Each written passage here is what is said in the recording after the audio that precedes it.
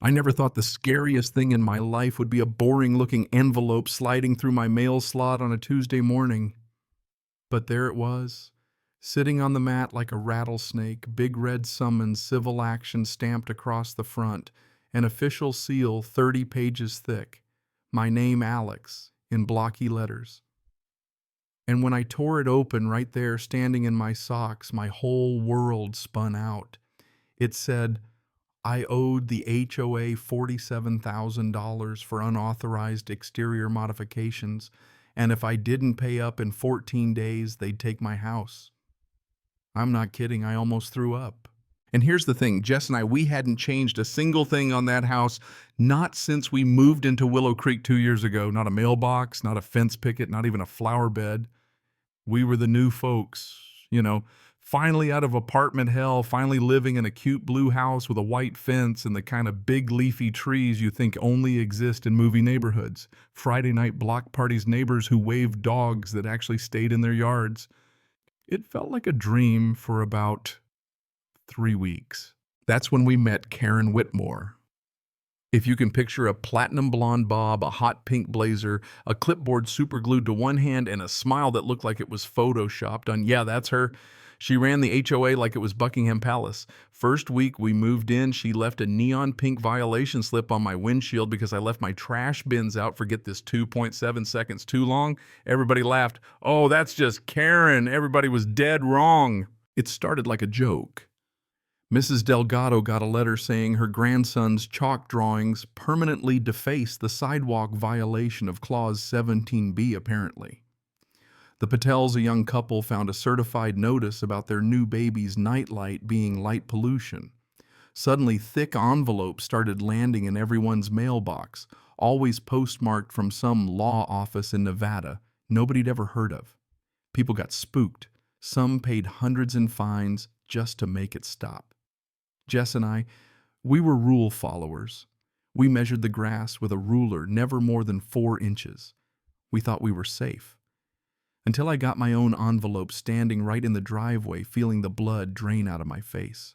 Page after page of fake-sounding accusations, unpermitted fence stain, mailbox flag the wrong color, satellite dish mounted 0.3 inches too low.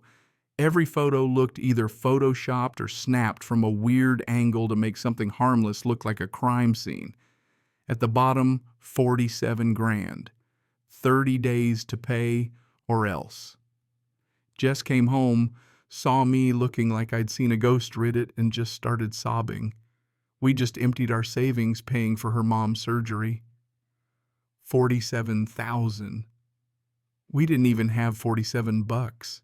That night, we knocked on every door on the circle. Guess what? 8 other families had the exact same envelope, different amounts, same threats. The Patels were hit for 62 grand. Mrs. Delgado, 78 years old and living off Social Security, got slapped for 29 grand because her rose trellis was structurally unsound. We spread those letters out on our dining table like we were detectives in a TV show. Same font, same law firm, same Nevada postmark. It looked official unless you noticed the law firm was actually a UPS store address. That's when Mr. Chen, who's a paralegal, thank God, noticed something off. The case numbers skipped the county prefix. The judge's name was spelled wrong. The return address was just a mailbox at the UPS store. These weren't real lawsuits. They were scare letters designed to look terrifying and trick folks into sending money to the account number at the bottom. And who else had access to all our exterior photos, paint codes, permit files? Just the HOA board, meaning Karen. Jess was so angry she was shaking. "She's doing this herself," she whispered. "She's trying to drive people out." And something just snapped in me right then. I've always hated confrontation, but seeing Mrs. Delgado clutching her fake summons hands trembling, it lit a fire I didn't know I had. Next morning, I stomped straight over to Karen's McMansion at the end of the street, that envelope in my hand. She opened the door in a silk robe, sipping coffee like she'd just won the lottery. I held up the papers and said, "Explain this." She smiled real slow. "Oh, Alex, some rules are more expensive than others." Then she shut the door in my face. I stood there boiling, realizing this wasn't just Karen being Karen. This was fraud, real, actual criminal fraud, and she thought nobody would catch her. Little did she know a nosy mail carrier was about to ruin her whole life. But first things got crazier. That very day, my phone started blowing up group chat, pinging nonstop. 8 new families had just gotten thicker envelopes, now threatening foreclosure within 72 hours. One even had a fake sheriff's seal looked real enough that Mr. Patel started packing up his garage at midnight. Karen was doubling down, not backing off. I was up until 3 a.m., digging through public records, reading HOA bylaws until my eyes felt like sandpaper. And that's when I found the first crack. The fines were supposed to go through the official HOA management company. But the bank account on the summons led to a Delaware LLC called Willow Creek Compliance Partners. Registered agent Karen Marie Whitmore. The pieces snapped into place. Jess and I called an emergency block meeting right there in the cul-de-sac. 23 angry homeowners showed up, some still clutching those envelopes like they might explode. We pulled together 10 grand in under 2 hours. Mrs. Delgado wrote a check for $800 she didn't even have and hired a lawyer named Mark Rivera. Now, Mark is the kind of guy who eats HOAs for breakfast. He took one look at our lawsuits and burst out laughing. Felony mail fraud, wire fraud, forgery. Take your pick, he grinned. By 5 p.m., Mark had filed an emergency restraining order. A process server handed it to Karen while she was power walking in her neon leggings. We thought, okay, surely that's the end of it. Yeah, right. 2 mornings later at 6:03 a.m., a tow truck rolled up to yank the Patel's minivan over unpaid assessments. The paperwork, same as the fake lawsuits. The Patels called me in a panic. I ran outside in pajamas, saw Karen standing there filming the whole thing like it was pay-per-view. I lost it. Showed the tow driver the court order on my phone, told him if that truck moved, he'd be sued into next week. He called his boss, then peeled out empty-handed. Karen's face. If looks could kill. She hissed. You just made this personal, Alex. That night it got ugly. Motion sensor sprinklers blasted anyone walking by her yard after dark.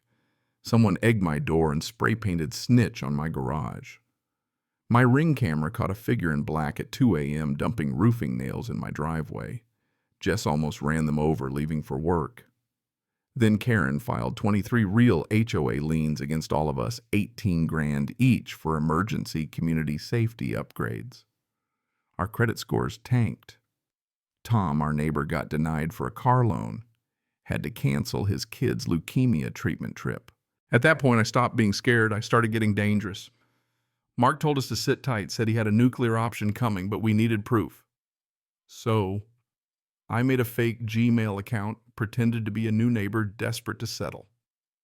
Messaged Karen asking for wiring instructions. She replied in 8 minutes with the same Delaware account. Smart choice, she wrote. Some people have to learn the hard way. I screenshotted everything and sent it to Mark. Game, set, match. Or so we thought. The real twist. Turned out the United States Postal Inspector had been watching every certified envelope in our neighborhood for 6 weeks. And right as we were gearing up for court, that mailman dug a little green spiral notebook out of Karen's, recycling her personal record of every payment she'd swindled. But Karen wasn't done. The morning of the emergency hearing, our whole neighborhood gathered in the courthouse parking lot, everyone dressed up looking nervous but determined. Mark Rivera strutted in with a box of evidence that clanked like skeletons. Karen showed up alone, designer sunglasses, acting like the star of her own reality show, waving at the news crew. Inside, Judge Ramirez didn't let Karen finish a single excuse.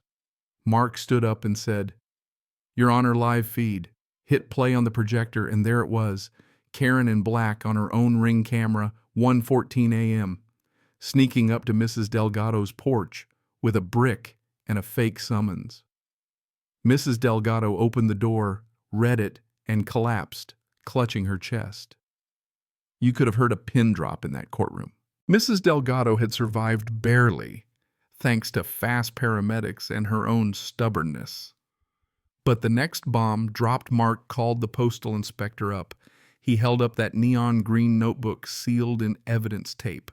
4 years of fraud, every neighbor, every dollar, every fake lawsuit color-coded.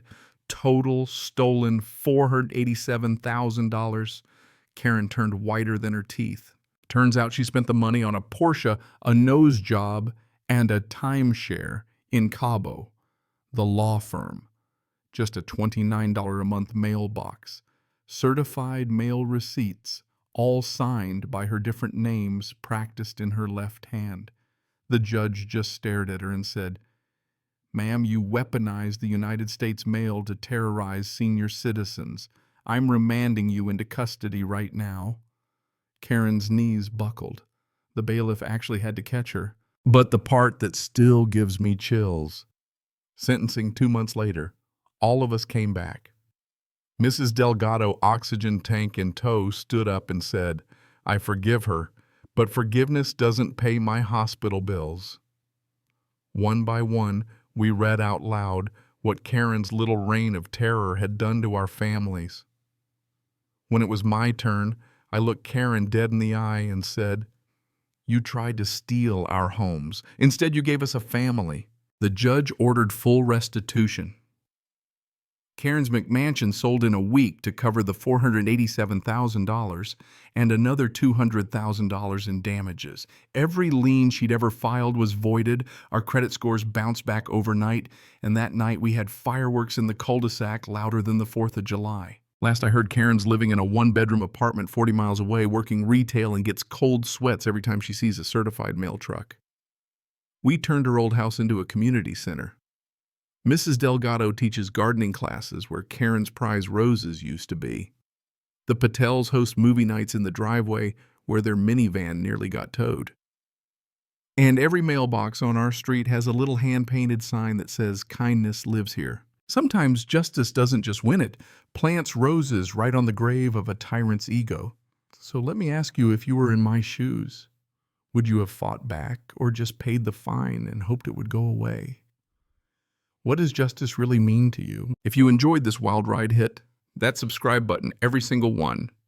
Helps me bring more stories like this to folks who need a little hope, a little justice, or just a reason to laugh at people who think they're untouchable. Drop a comment below, share your craziest neighborhood story, and don't forget to ring that bell so you don't miss the next chapter. Because trust me, this isn't the last time justice gets the last word.